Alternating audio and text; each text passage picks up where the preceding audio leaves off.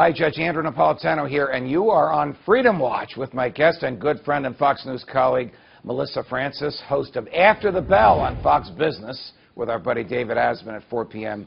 Eastern every day. Yeah. So I want to talk to you about President-elect Trump and what to some Republicans is picking and choosing winners and losers. Yeah. How do you justify, a person who believes in the free market as you do, the President of the United States picking a company like Carrier saying, I am going to redirect your investment and tell you what's better for you than what you think you should do for yourself to management? Okay, so I have to say that this concept has sort of exploded my brain during this election. Because in the beginning, thank you.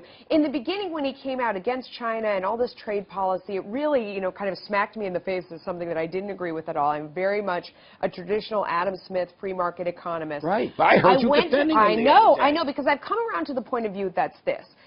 We didn't have free trade. We didn't have fair trade. We had all kinds of other countries imposing their own rules on our companies. We imposed nothing on them. Right. He's trying to reset the scales. When you get a company like Carrier that's moving jobs out, they're just adapting to how the market is right now, and they're doing the best for their shareholders, which is what they should do. He's trying to reset that balance. So he's trying to force the company to stay on one hand and threaten them with the stick. He's giving them the carrots of here's your incentive. But I believe in the next step that he's going to reset the balance and make it economically beneficial for them in the sense that they'll be closer to the end product of where they're going to sell their actual product. So they will save money on transportation. He's going to go all in on energy. So he's going to, that's been another one where it's going to be much cheaper. Sure, labor is cheaper in Mexico, but leakage is very high. I know people who work there. But aren't these decisions that the people in whom Carrier's investors have reposed their money, management, should be making? Do we elect a President of the United States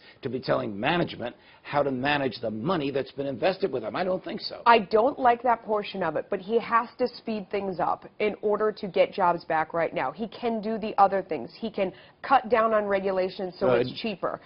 He can cut down on tax policy to make it better for them. He can create more energy. He can create more transportation. He can do all those kind of things. People don't want to do business in Mexico. This part's very important. 8 out of 10 products, you have 2 of them that fall off the back of the truck that never make it here. Your CEOs, your executives are getting kidnapped. They're being threatened. There's all these costs to doing business in other countries that aren't good. He has to reset the scale. So they absorb that because the cost of labor here is so high and regulation is so high. You trust the President of the United States doing this because it's Donald Trump. Would you trust Barack Obama or somebody who is not an experienced business person or a professed lover of the free market? You're so smart. You're absolutely right. That is the difference, is that I do believe that he's a cheap SOB, as I've said on TV before. He would probably agree with that. I think he'd like hearing me say that. Yes. I think he understands the cost of production. He understands where in the deal he needs to come through to make it economically efficient. He also knows that over time, if he doesn't make it worth their while economically and it doesn't make sense to shareholders, it's not sustainable and it shouldn't be. Okay, so in the case of Carrier, they were going to send 2,300 jobs to Mexico. They sent 1,300, but the troublesome one were the 1,000 blue-collar jobs in Indiana. So he calls up Carrier and says, I got a deal for you. Actually, Mike's got a deal for you, Mike being Mike Pence. A $7 million reduction in your taxes to keep these 1,000 jobs in Indiana. Didn't Mike just bribe them? Didn't he just blow a $7 million hole in the budget of his successor as governor? First of all, this is how every state works. You know that very well. When Connecticut tries to steal jobs and companies from New Jersey, from New York, this is how it works between states. Also, if you look very closely at that deal, there were benefits they had got not to move, and then they were going to move. Mike Pence was going to claw those back. So this is the normal way that you negotiate and do business. This is corporatism. But, I mean, any kind of negotiation like that is going to look like a bribe. I mean, any sort of deal, you're trading money for something else. I mean, that's the nature of business. Except that in this particular case, the governor is spending, Mike Pence, the vice president-elect, is spending money now that his successor, not yet in office, will have to recoup from where? From the taxpayers. No. He's allowing a company to keep more of its profits. Why are we confiscating money from people or business or anyone? I hate taxes of all types. We only tax the things we want to discourage. So if I'm Carrier in New Jersey and I want to keep more of my money, fewer of my money, my dollars going to taxes, I call up Chris Christie and I go, hey, give me some money and I won't leave. Is that the way the game is played? You bet your asset but that is. money comes from taxpayers. No, it doesn't. That money comes from Carrier. That's money that they're getting a rebate on their taxes that they would be paying the local government. The government wastes our money. They're awful with it. Everybody should give them as little as possible. You're preaching to the converted on that, but you are on government wasting money. Listen, I believe taxation is theft. Horrible. So I'm pretty out there Absolutely. on that. But for the government to pick and choose winners, how is this any different from Barack Obama picking Solyndra and giving them a $500 million break?